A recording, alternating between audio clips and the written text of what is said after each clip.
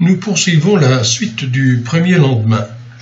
Dans la première partie, le Saint-Esprit nous a transmis le témoignage de Jean le Baptiseur, affirmant que l'agneau de Dieu qui ôte le péché du monde est bien le Fils de Dieu. Le premier lendemain se poursuit dans les versets 35 à 43. Jean le Baptiseur rend à nouveau un témoignage au sujet du Seigneur Jésus. Voilà l'agneau de Dieu. Cela est suivi du récit de ceux qui avaient reçu le témoignage de Jean le Baptiseur, mais qui maintenant ont découvert l'agneau de Dieu qui est aussi le Messie. Commence alors l'appel des disciples. Le lendemain encore, Jean se tint là et 2 de ses disciples. Et regardant Jésus qui marchait, il dit : « Voilà l'agneau de Dieu. » Et les 2 disciples l'entendirent parler, et ils suivirent Jésus. Et Jésus, se retournant, et voyant qu'ils le suivaient, il leur dit : « Que cherchez-vous » Et ils lui dirent : « Rabbi », ce qui interprété signifie « Maître ». « Où demeures-tu » Et il leur dit : « Venez et voyez. » Ils allèrent donc et virent où il demeurait. Et ils demeurèrent auprès de lui ce jour-là. C'était environ la 10e heure. André, le frère de Simon-Pierre, était l'un des 2 qui avait ouï parler de lui à Jean, et qui l'avait suivi. Celui-ci trouve d'abord son propre frère Simon, et lui dit : « Nous avons trouvé le Messie », ce qui interprété est Christ. Et il le mena à Jésus. Jésus, l'ayant regardé, dit : « Tu es Simon, le fils de Jonas. Tu seras appelé Céphas », ce qui interprété est Pierre. Ainsi, le premier lendemain se poursuit encore dans les versets 35 à 43. Ce paragraphe nous en apprend la suite. Nous apprenons aussi un autre témoignage de ce qu'était Jésus, et aussi ce qu'il ferait alors ici-bas. Le lendemain encore, Jean se tint là et 2 de ses disciples. Et regardant Jésus qui marchait, il dit : « Voilà l'agneau de Dieu. » Et les 2 disciples l'entendirent parler, et ils suivirent Jésus.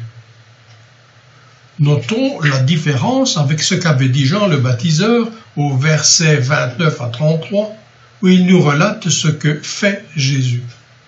Ici, il le regarde marcher, et ensuite dit ce qu'il est, à savoir l'agneau de Dieu.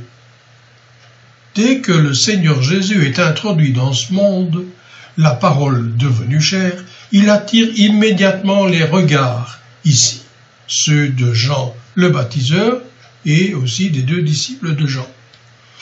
Il attire ainsi les regards du cœur renouvelé, acquis lors de la nouvelle naissance, qui est alors capable de voir et de découvrir dans la marche du Seigneur Jésus ici-bas ces perfections à la fois divines et humaines du Fils de Dieu devenu homme. C'est ainsi comme le fait Jean le Baptiseur, au vu de son activité, que la foi découvre ce qu'il est, à savoir l'agneau de Dieu. La foi découvre cet agneau qui est celui de Dieu, que Dieu a choisi afin d'accomplir l'œuvre de la rédemption dont la foi en reçoit gratuitement et par grâce tout le bénéfice. Ce sont les perfections de sa marche ici-bas qui lui attribuaient le caractère d'agneau de Dieu, qui doit en effet être sans défaut et sans tache, comme devait l'être l'agneau qui a dû être immolé entre les 2 soirs lors de la sortie d'Égypte, comme nous le disons dans le livre de l'Exode. Contemplant de cette manière le Seigneur Jésus, et c'est en lisant la parole, en particulier les évangiles, qu'on peut le faire, le vrai croyant peut alors en parler de manière à attirer d'autres cœurs à Jésus. C'est exactement ce qui s'est passé ici avec Jean le baptiseur et ses 2 disciples. Nous lisons, « Et les 2 disciples l'entendirent parler, et ils suivirent Jésus. Le résultat fut immédiat. Ils suivirent Jésus. » Remarquons que Jean le baptiseur ne retient pas ses disciples.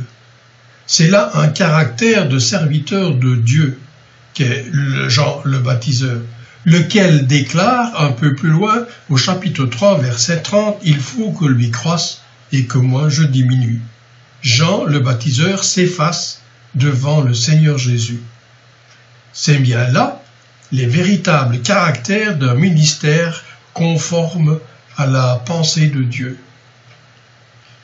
Un tel ministère a pour objectif d'amener les âmes à Christ.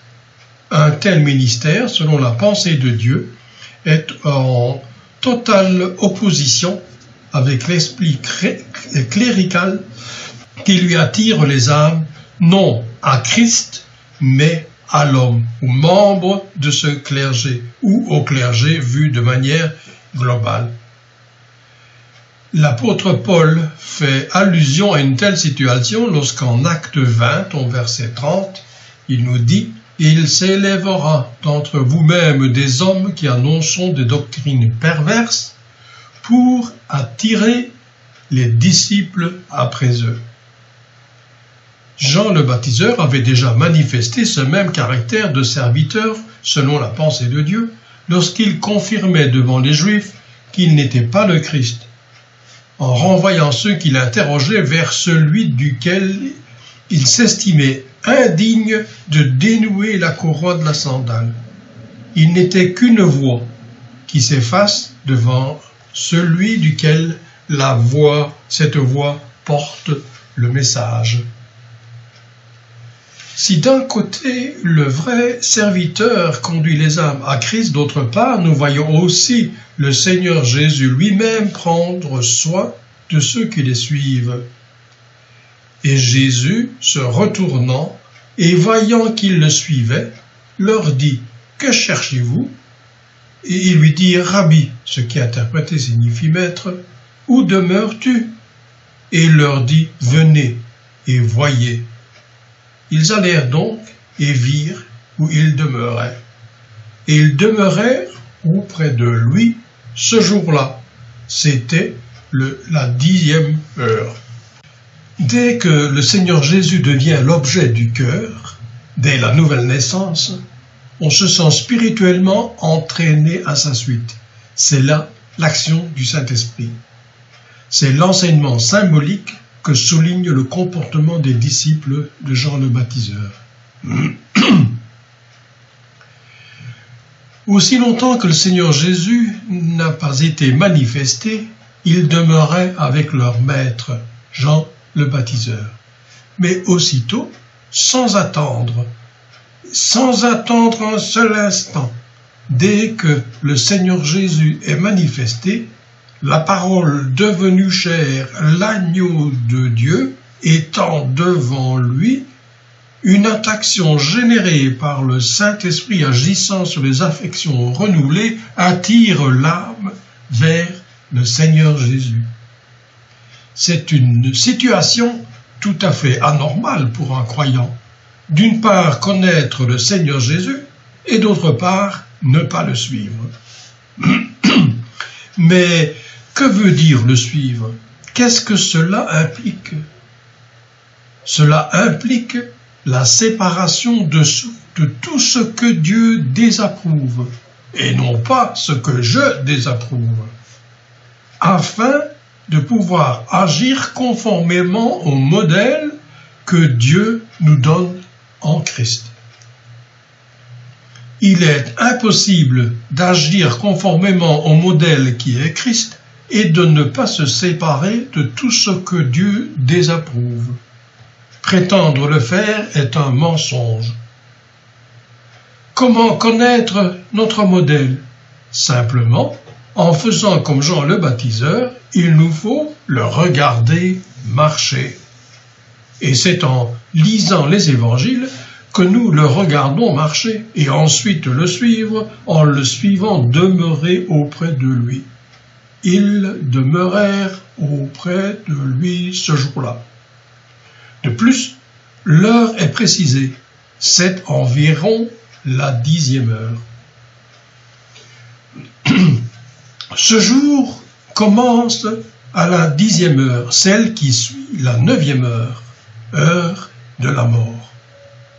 Nous lisons, « Depuis la 6e heure, il y eut des ténèbres sur tout le pays, jusqu'à la 9e heure.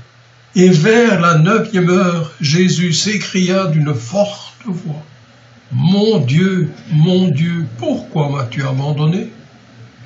Et Jésus, ayant encore crié d'une forte voix, rendit son esprit. Et voici, le voile du temple se déchira depuis le haut jusqu'en bas. Je viens de lire un extrait de Matthieu 27, des versets 45 à 51. La 10e heure est l'heure où le Seigneur Jésus est rejeté. Le croyant, par la foi, demeure aussi auprès de lui. David, image du Seigneur Jésus alors rejeté, dit à Abiathar, qui lui annonçait la mise à mort du sacrificateur sous l'ordre de Saül, lui dit, « Demeure avec moi, auprès de moi, tu seras bien gardé. » Nous trouvons ça en 1 Samuel 22, verset 23. Nous avons ensuite dans notre chapitre, au verset 41 à 43, que l'un des deux qui avait suivi Jésus s'appelle André. Il a hâte de faire connaître le Seigneur Jésus à son frère, appelé Simon, en lui disant « Nous avons trouvé le Messie ». Et il le mène au Seigneur Jésus. Le récit ne fait pas que raconter cet épisode. Le Saint-Esprit nous donne un enseignement symbolique. André représente ceux qui, après avoir trouvé Jésus pour leur propre compte, éprouvent le pressant besoin de le révéler à d'autres. Nous trouvons de nombreux exemples dans le livre des Actes des Apôtres. Dès que le Seigneur Jésus voit Pierre, il lui dit « Tu es Simon, fils de Jonas, tu seras appelé Céphas », ce qui est interprété Pierre. Il n'est peut-être pas inutile de préciser qu'en donnant ce nom de Pierre, il s'agit d'une pierre qui allait faire partie d'un édifice, l'église ou l'assemblée, qui allait être fondée sur le roc de fondation, ce qui est tout autre chose qu'une pierre d'édifice. Ce roc de fondation était le Seigneur Jésus lui-même en vertu de sa mort sur la croix et de sa résurrection. Le Seigneur Jésus use ainsi de l'autorité qu'il possède sur les siens pour donner à Simon ce nom qui lui convenait comme une pierre de cet édifice dont il faisait partie. Dès que le Seigneur Jésus sera venu sur la terre, il fera partie de cet édifice qu'est l'Église formée le jour de la Pentecôte. Comme nous l'avons remarqué lors de l'introduction, nous avons parlé de la valeur symbolique des 3 lendemains. Ce premier lendemain en particulier, la deuxième partie, nous représente symboliquement ce qui caractérise la vie du croyant pendant l'économie de la grâce, depuis le rejet du Seigneur Jésus jusqu'à son retour. Cela nous concerne actuellement. En tant que vrais croyants, c'est-à-dire passés par une vraie conversion, nous avons donc à contempler le Seigneur Jésus dans sa marche ici-bas, ce que nous trouvons dans les 4 évangiles, les psaumes et bien d'autres passages aussi de l'Ancien Testament. Et cela dans plusieurs buts, afin d'apprendre à connaître ses perfections, afin de le suivre, afin de demeurer avec lui et afin de le faire connaître à ceux qui nous entourent. Telle est la part du croyant en attendant d'être avec lui dans la gloire, comme faisaient aussi les Thessaloniciens qui s'étaient tournés des idoles vers Dieu pour attendre des cieux son Fils qu'il a ressuscité d'entre les morts, Jésus qui nous délivre de la colère qui vient. Dieu voulant paraîtra la vidéo suivante traitant le deuxième lendemain et dont le sujet est l'appel des disciples du royaume.